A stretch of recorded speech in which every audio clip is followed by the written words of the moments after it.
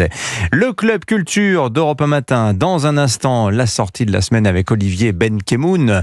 Idée de cadeau, vous nous disiez à l'instant. Pas vraiment. On va arrêter de s'enflammer. Mais le collier de Marie-Antoinette, c'est une sacrée histoire. Oui, chez ma femme, ça y est, maintenant elle veut le collier de la reine. Merci Nicolas Caro. C'est une mission qu'elle m'avait donnée, Ouais, de vous faire passer le message. Mais d'abord, le livre du jour, Nicolas Caro, ce matin. Encore un roman culte à lire cet été, et c'est encore un roman britannique. Et oui, le roman s'appelle Watership Down, publié en 1972, signé Richard Adams. C'est effectivement un grand classique et un best-seller mondial. 50 millions d'exemplaires vendus à travers le monde. C'est gigantesque, c'est colossal. Pourtant, en France, on le connaît mal. C'est vrai, qu'est-ce que ça raconte ? Eh bien, nous sommes dans une garenne chez les lapins. Donc, les lapins mènent leur petite vie tranquille. Alors, tranquille, pas pour tout le monde.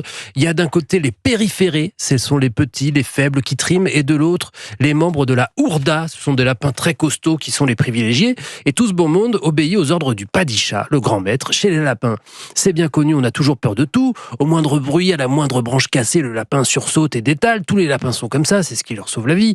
Mais parmi eux, il y a Fiver, un lapin chétif qui a toujours peur de tout lui aussi, mais qui a surtout des pressentiments, des visions. Et un jour, ces visions sont plus terrifiantes que d'habitude. Il voit la destruction complète de la garenne. Il prévient son frère Hazel, un lapin courageux et rusé. Ce dernier alerte le Padishah, lui dit qu'il faut quitter la garenne, mais évidemment, personne ne les croit.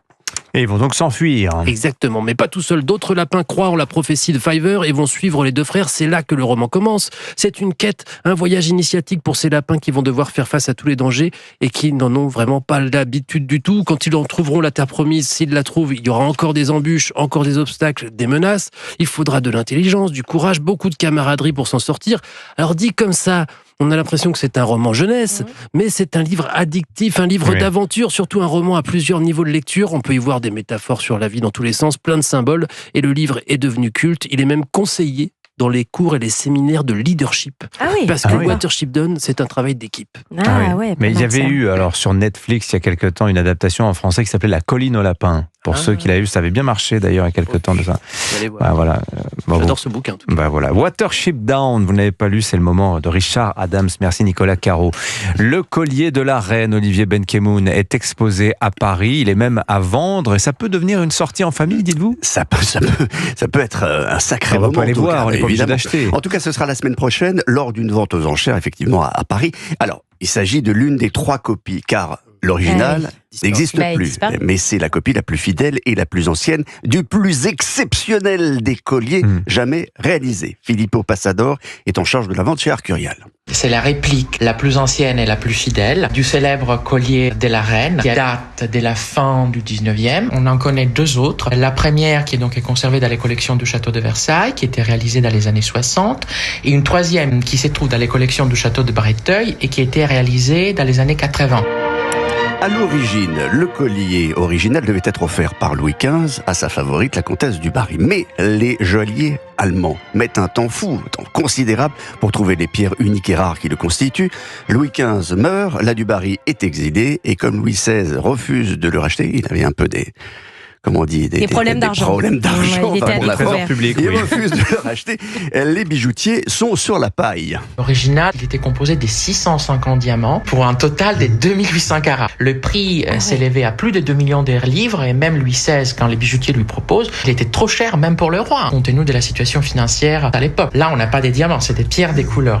Oui, enfin, ça pèse quand même 2 kilos. C'est alors que Madame de la Motte, une noble sans fortune, imagine une escroquerie. Elle va convaincre le cardinal de Rohan, grand aumônier de France, qui souhaite être bien vu par la reine, d'acheter le fameux collier. Mais une fois payé, Madame de la Motte s'enfuit avec l'argent et les pierres qui seront revendues, on ne sait pas trop à qui, et le collier sera détruit quelques années avant la Révolution. Il n'en est rien resté ? Rien qu'un dessin qui a servi de base à la reconstitution de cette fidèle copie, qui n'a pas eu les honneurs d'une reine, mais les honneurs du cinéma. Il était dans le tournage du film L'affaire des colliers de la reine de 46 et Marie-Antoinette, reine de France, de 55. C'est vraiment pour un collectionneur qui a envie de s'approprier d'un petit morceau d'histoire. Il se présente dans un cadre en bois sculpté et doré Louis XV. Si le propriétaire décide de le mettre, il peut tout à fait le décrocher du cadre et le porter. Bien sûr. En toute simplicité. Estimation entre 30 et 50 000 euros, donc ça va, pas non plus. J'ai cru que vous alliez dire entre 30 et 50 millions. Non, 30 mais et 50 000 c'est euros. de la copie, c'est de la pas mal pierre. Oui, c'est déjà déjà pas mal. Ce collier de la reine sera vendu donc mardi prochain à Paris-Cher Curial et sera exposé à partir de demain, vendredi, dans les locaux de la maison de vente qui est rond-point des Champs-Élysées. Oh, mais allez regarder là sur internet, vous voyez la parure que ça représente, c'est majestueux. Ça vous irait tellement bien. À moi, je sais pas. non, C'est mais- pas facile à mettre tous les jours. Il faut une occasion. Quoi. Mais d'ailleurs, je recommande la lecture du formidable livre de Camille Pascal sur cette affaire du collier de la reine. C'est passionnant parce qu'il y a des secrets dans les secrets. C'est une affaire d'État, cette affaire du Ça collier. failli coûter. C'était le début de la fin de la monarchie. Oui, exactement. Bah voilà. Merci beaucoup, Olivier Benkemoun. Vous nous avez donné envie d'aller assister à une vente aux enchères. Merci, Nicolas Caro. Dans un instant, sur Europe 1, restez avec nous. Votre édito politique avec Alexis Bray.